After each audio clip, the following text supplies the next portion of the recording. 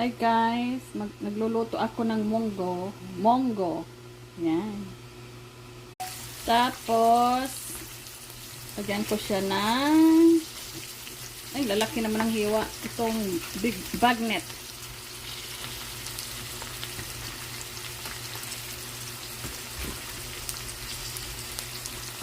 Bagnet.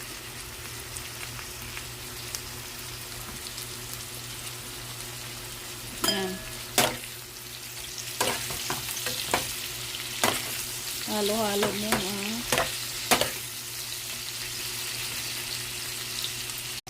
Ayan, ito yung dahon ng ampalaya, guys. So, ilagay ko na.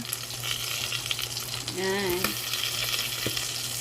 Dalang supot ng ampalaya to, guys. Yung binili ko kahapon sa Seafood City.